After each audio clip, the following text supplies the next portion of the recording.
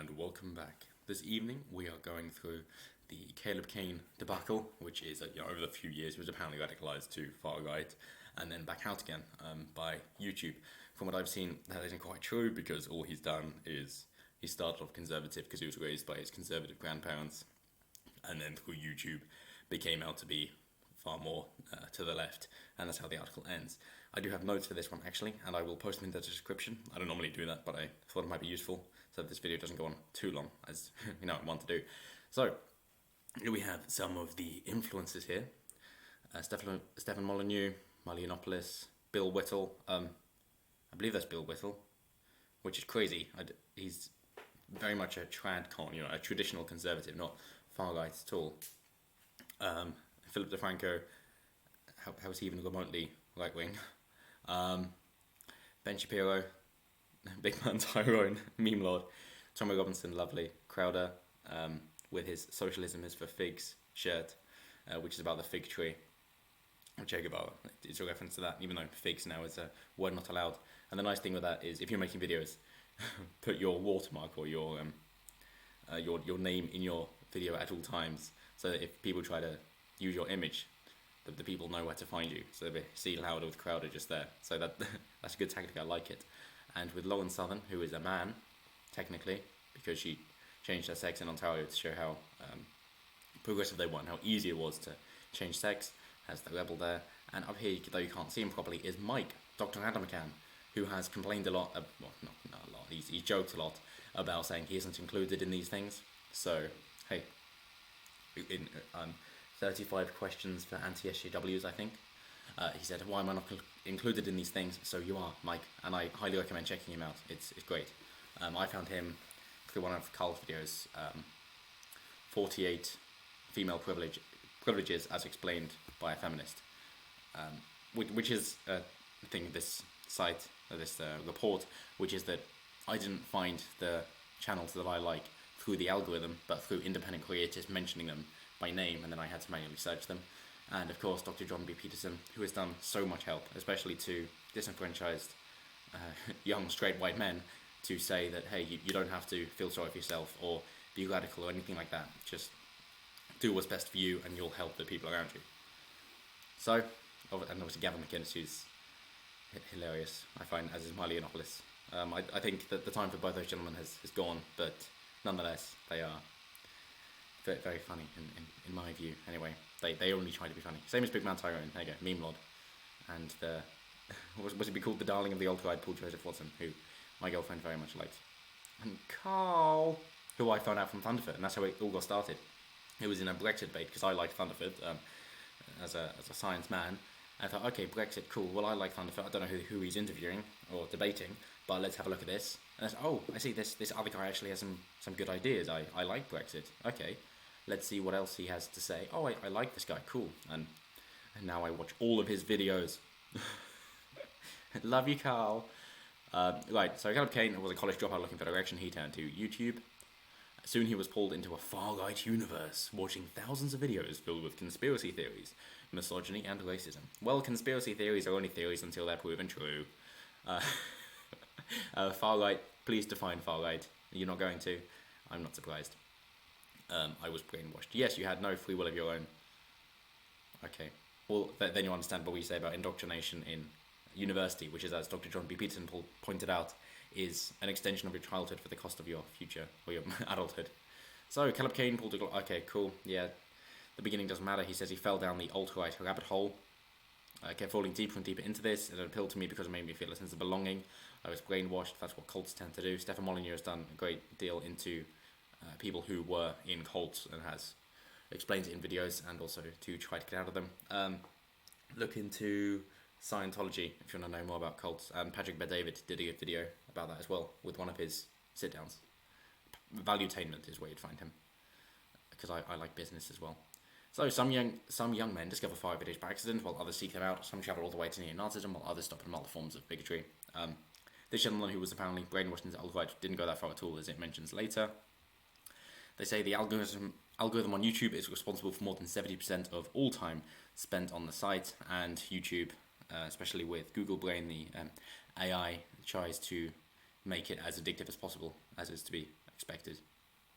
There's a spectrum on YouTube between the calm section, the Walter Cronkite Carl Sagan part, Carl Sagan, I love it, and Crazy Town, where the extreme stuff is. So Tristan Harris, a former design ethicist at Google, YouTube's parent company. If I'm YouTube and I want you to watch more, I'm always going to steer you toward Crazy Town. And good old Stephen Crowder, I'm just a Bill, but I'd like to be Jill, and I'm demanding bathroom access at will. If you don't already know Crowder, then do check him out. New videos every Thursday. I'll join my club for daily videos, even though they lost Not Gay Jared, who's married and got a child. In recent years, social media platforms have grappled with the growth of extremism on their services. Many platforms have barred a handful of far-right influences and conspiracy theorists, including Alex Jones of InfoWars, and tech companies have taken steps to limit the spread of political misinformation. Yes, Alex Jones, that all seem to happen at once. I mean, there's a good juicy conspiracy for you. But as Tim Pool points out, that what tends to happen with these things is that if you're banning the extreme right-wingers, but not the extreme left-wingers, then all you're left with on the right wing is people who are very calm, rational, and well-spoken, and the right wing seems to be much better and well-informed than left wings. So I think you're doing yourself a disservice there. But as others pointed out, the extreme right wingers, like I say right wingers, okay, I'll rephrase.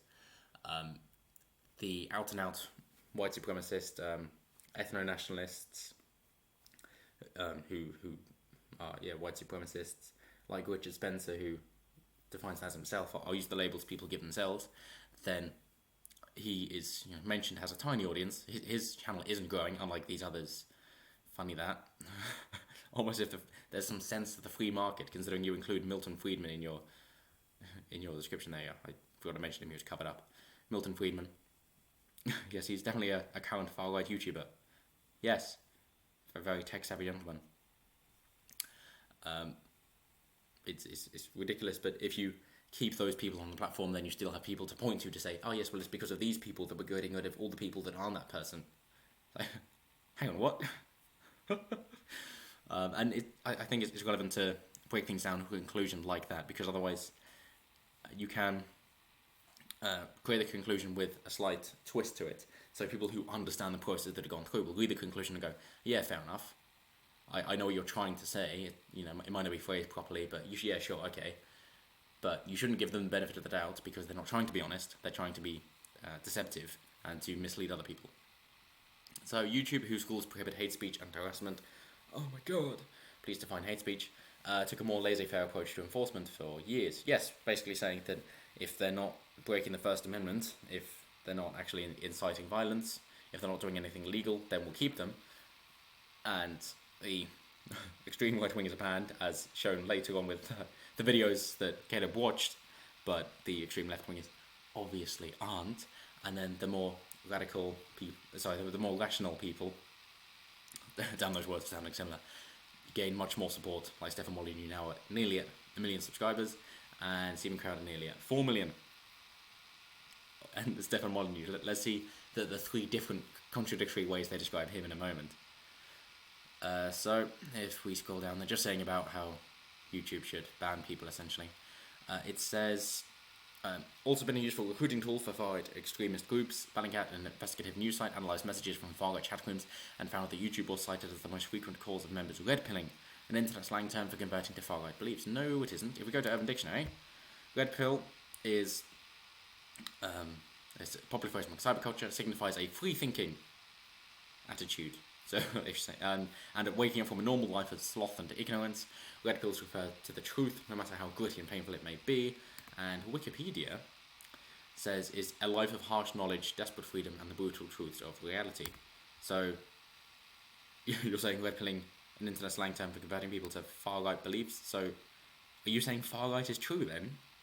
That the far-right people actually know what the truth is? So that's your definition of far-right. I probably define it differently. In fact, I would, but okay. So your definition of far-right beliefs is people who see truth. Well, good. Well done, YouTube. I suppose that's what happens when you have long-form videos. So here we go.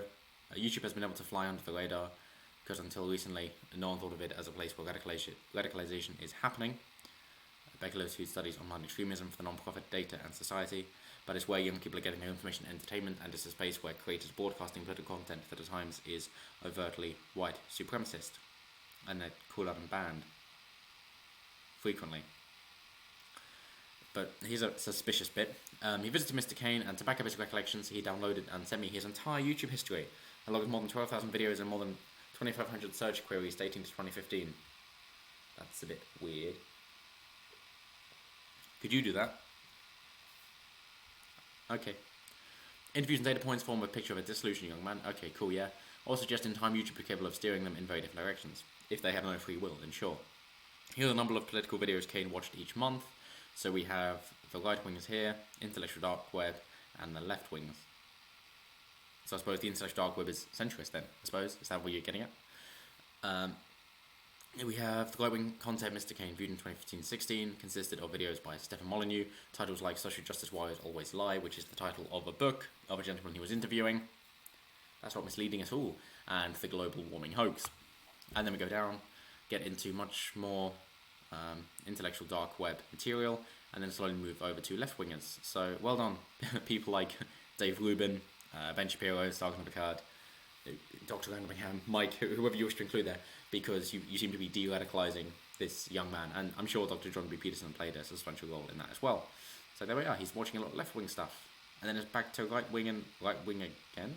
So either it has no effect, or it's moving people towards left-wing material, which is, and if you're a fan of Tim Pool, you know this one, exactly what this graph shows. It's got billions of viewed recommendations for right-wingers, 3.6 billion, even though that includes the quartering, which is just gaming, and left-wingers, which is 8 billion. And these lines show if you come from a video, where you go next. If you come from a left-wing video, the chance of you going to a right-wing is, I'd say, about half as much as from a right-wing to a left-wing video. Right-wingers receive less than half the viewed recommendations as left-wingers do. And in centre or heterodox material, it's pretty stable. But again, it's half of left-wingers, showing that there is a huge left-wing bias on YouTube. But let's not comment on that. So, from an early age, Mr. Cain was fascinated by internet culture. As a teenager, he browsed 4chan, the lawless message board. They got the First Amendment. But you just don't like that, do you? One rule for thee, another for me. Played online games with his friends, devoured videos of intellectuals debating charged topics like the existence of God. Yes, and I bet you agree with that, don't you? Is that why you didn't include Sam Harris there? Because if you include Sam Harris, then it's like, oh, well, but we agree that there is no God, in which case we like him, but not later on. But hang on, these debates are good when they lead him to the conclusions we like, but not when we have to talk about uncomfortable truths and we don't know what to say. It's like, and I'm sure you get this in your life, in any corporate environment, that you get people who are there parroting the talking points of things that they were told that they never looked into, to say, oh yes, well you can't use certain words, like you can't say those people. So why not? Because that can have racist connotations. So what? Can you tell me why? No. And I'm bad for asking a question. I understand. Okay, like, fine. But it's that kind of thing. It's like, well, if we can actually talk to each other and understand it, that's great. But you're just too worried that there's going to be another person like you who's not going to listen to reasoning. And therefore, it's... what's the word? It basically just creates a much larger culture of just calling other people out at risk of being called out yourself. The internet was unescapable. Why didn't he have family or friends? Cain grew up in post-industrial Appalachia and was raised by his conservative Christian grandparents. Smart but shy, socially awkward. Okay, cool. Broke and depressed, he resolved to get his act together. He began looking for help in the same place looking for everything. YouTube. Good man. Good man. Don't blame it on other people, but look for help yourself. He found Stephen Molyneux, and self-styled philosopher, the one who has a master's degree in history, particularly history of philosophy. Okay, cool. But self-styled, right. Who's got the largest... philosophy podcast in the world. Self-styled. Yep.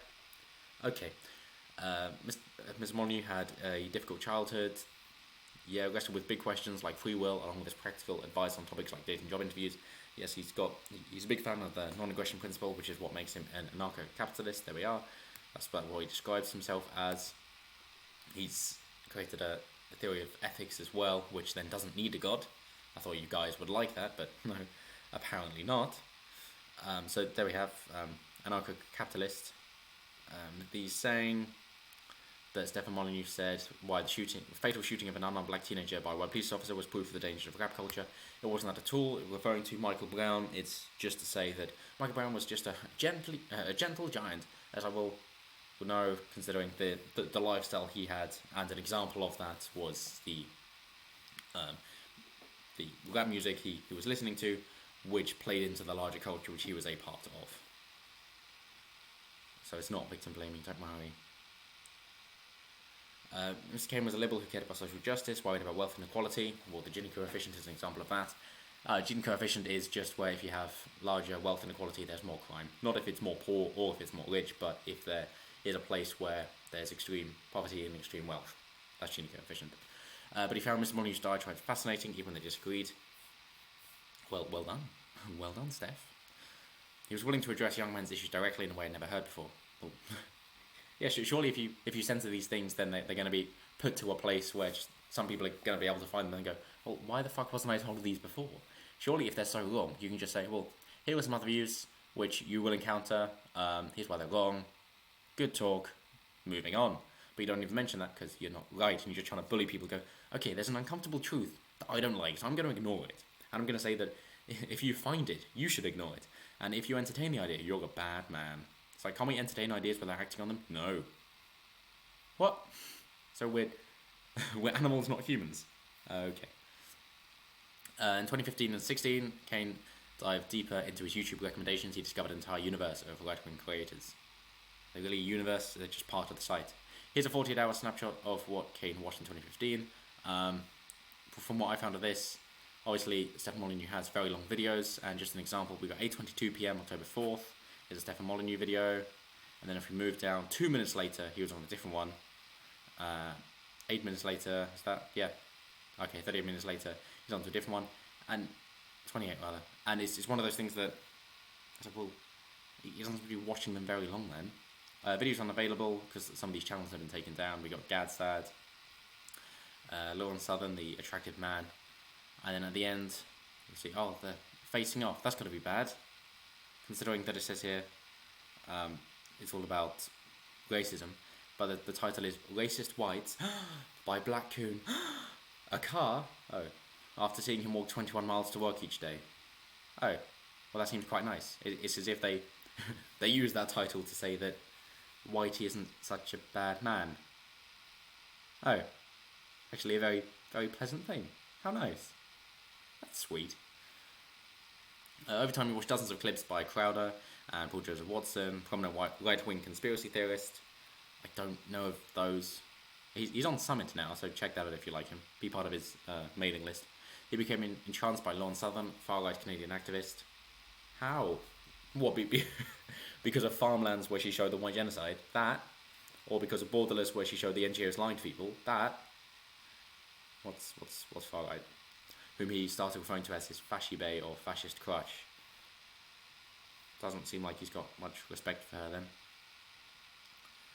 But, as I say, Lawrence Southern is a man, legally. Lawrence Southern is a he. I will refer to her as a her because I don't care. But for the progressives who do care about these things, then they should really mention it. So there were some alt-right who were pro-Trump, and others considered themselves alt-right. But alt-right at the beginning didn't really mean anything, because I believe Paul Joseph Watson and Marley Yiannopoulos call themselves alt-right because they're like, well, hey, this is just basically more edgy conservatism that is... it's hardly conservatism given the culture we now live in. We don't want to conserve this. We think there are more important values because conservatism is the new counterculture, as Paul Joseph Watson said. So it's kind of lost its etymological root meaning of conserving. But that's what alt-right meant, that, hey, we're not these stuffy men in suits, but we're young, new and hip and edgy. So that's what they took alt-right to mean, which is now taking a different meaning, of racist. They say they were on Facebook and Twitter too, but YouTube was the headquarters, the place they could earn a living by hawking merchandise, getting cut of the money spent on advertisements that accompany their videos. I look forward to that one day. But yes, Facebook and Twitter tend to ban people, even though freedom of speech is currently trending on Twitter. So considering Trump is set up to say, hey, If you've been censored by social media, then send your messages here and we will look into them, which is probably then a platform for his 2020 bid.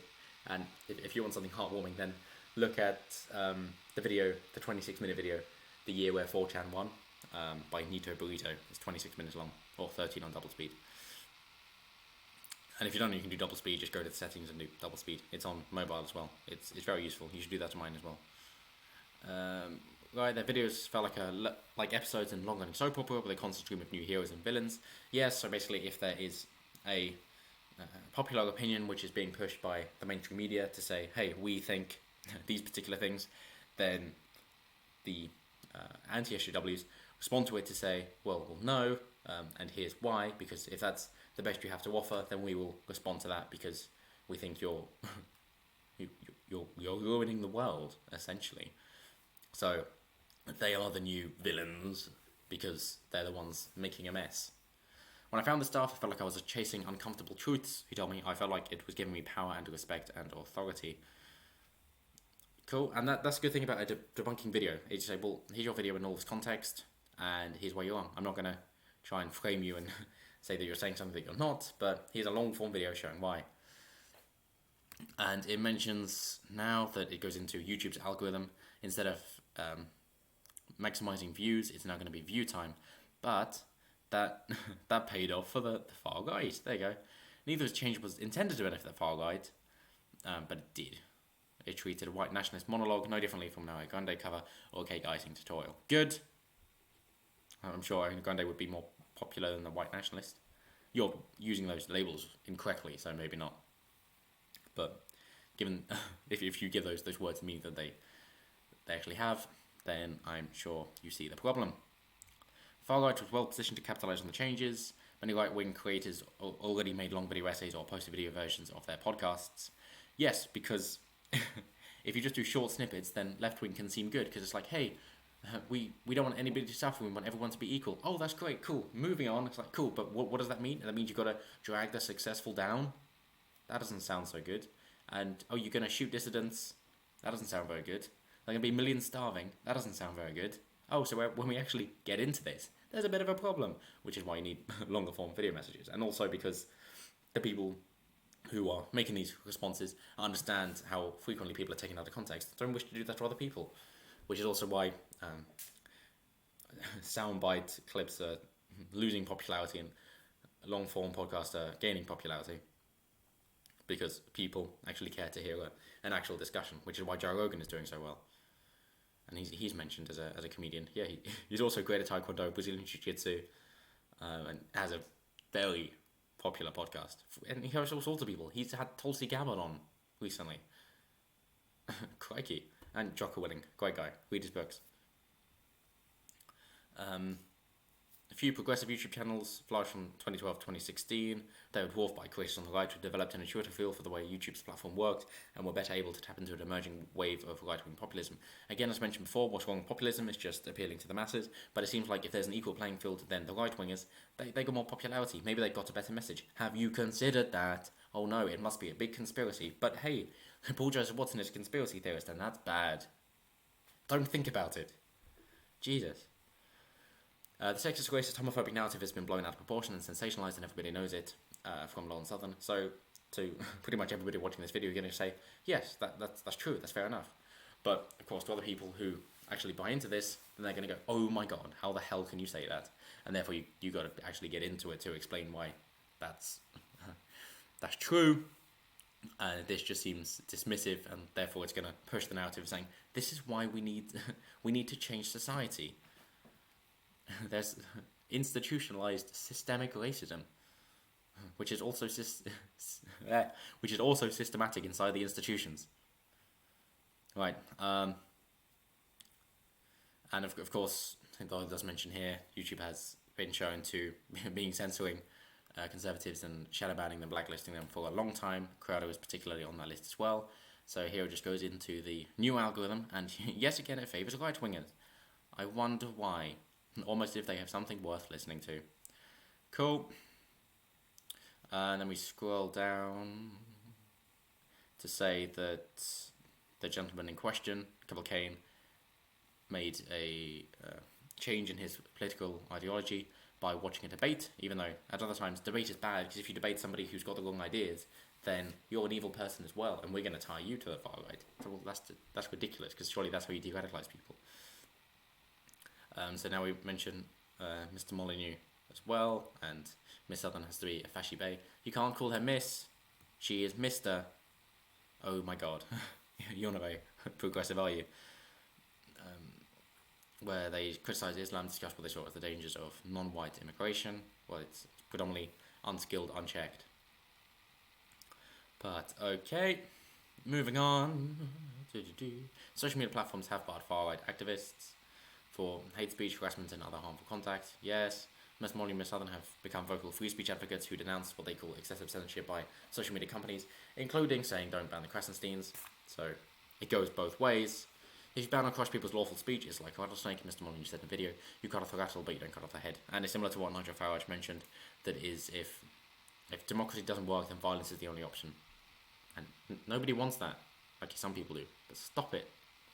It's like, don't pick a fight if you're going to lose. And that's what gets me the Antifa types. They think they're so high and mighty because they've probably never been heard. It's all swaddled. Is it the 92% of left-wing activists still live at home? Good job, guys. Right. And then in 2018, they say from left-wing creators, and here we have ContraPoints, and they mention Destiny as well. And Cain says that he watched them thinking, oh, Lauren Southern was going to win, but didn't.